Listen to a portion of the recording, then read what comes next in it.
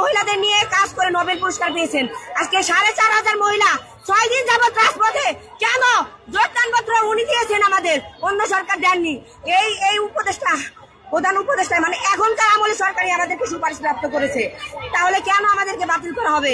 আমাদের যৌক্তিক দাবি, আমরা যোগদান নিশ্চিত না হওয়া পর্যন্ত আমরা রাজপথ ছাড়বো না। পুলিশ আমাকে মাথায় 7টা বাড়ি দিছে, হাতে 3টা বাড়ি দিছে, আমার ব্যাগ টানা হেঁচড়া করছে, আমার জামা সব প্রত্যেকটা জায়গা ছেড়ে ফেলছে, আমার ওড়নাটা পর্যন্ত কেড়ে নিয়ে গেছে। পুলিশ আমাকে মারছে, নারী পুলিশ আমাকে মারছে, উভয় আমাকে মারছে, উভয় আমাকে ধরে টানাটানি করছে, আমার প্রত্যেকটা জামার প্রত্যেকটা অংশ ছেড়ে ফেলছে। আপনাদের সাথে কথা বলে গেছে, আপনাদের সিদ্ধান্ত কি? বললো যে এখানে বসে থাকলে কোনো দাবি আদায় হবে না, আমরা এখানেই বসে থাকবো, আমার দাবি আদায় করার পর্যন্ত আমরা এখান থেকে মাঠ ছাড়বো না।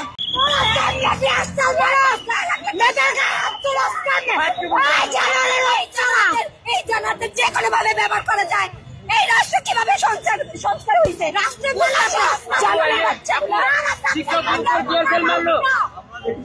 আমরা এই ধরনের বাংলাদেশ কোনোভাবেই চাই নাই। এই নারীরা আমাদের আন্দোলনে ছিল, গণ অভ্যুত্থানে এই ছাত্র জনতা, শিক্ষকরা যথেষ্ট আমাদেরকে সাহায্য করেছিল ছাত্রদের আন্দোলনে। কিন্তু আজকে দেখতেছি যে বাংলাদেশে এই সাধারণ জনগণের উপরে কোনো ধরনের মার্সি ছাড়াই তাদের উপরে টিয়ার গ্যাস মারা হয়। এই টিয়ার গ্যাস মারার কারণে কিন্তু আমরা গণ অভ্যুত্থানে পরিণত হয়েছিল, একটা ছাত্র আন্দোলন গণ অভ্যুত্থানে পরিণত হয়েছিল। আমরা একদিনও মাঠে আসলে কেন আসি নাই? এই দেশকে আমরা অস্থিতিশীল করতে চাই নাই, কিন্তু তারা এই রাষ্ট্র আমাদের বাধ্য করেছে, এই নারীদের সম্মানিত পরিবারের এই নারীদের রাষ্ট্র বাধ্য করেছে আজকে এই রাষ্ট্রকে আসতে। আমরা মার খেয়েছি, আমরা সাউন্ড গ্রেনেড খেয়েছি, আমরা জল কামান খেয়েছি। কেন নারীদের উপরে এই হামলা? নারীদের এই হামলা আমরা মেনে নিব না। আমরা মাননীয় প্রধান উপদেষ্টা ডক্টর মোহাম্মদ ইউনূস স্যারের কাছে নারীদের সাথে এই অন্যায় আমরা মেনে নিতে পারছি না। আমরা বিশ্বাস করছিলাম, আমরা জুলাই বিপ্লবে ছিলাম, আমাদের মতো ছাত্রদের জন্য আজকে এই জুলাই বিপ্লব সংগঠিত হয়েছে এবং মাননীয় প্রধান উপদেষ্টা তার এই আসনে অধিষ্ঠিত হয়েছেন। আমাদের জন্য তিনি এই আসনে অধিষ্ঠিত হয়েছেন। তাহলে কেন আজকে আমাদের সাথে এই অন্যায়? আপনি বলেন আমাদের সাথে কোনো অন্যায় হয়েছে না? আমরা রাজপথ যোগদান ছাড়া থাকবো না।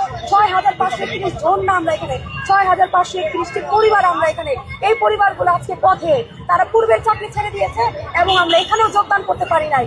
তাহলে আমরা আজকে কোথায় যাবো বলেন? 35 বছর দিয়ে তার বাদ দিয়ে সার্টিফিকেট বাদ দেয় নাই, কিন্তু আমাদের কাছে সার্টিফিকেট তারা অন্য জনের চাকরি করতেছে, আমাদের সার্টিফিকেট দেয় তার সনদ তার চাকরি দিচ্ছে।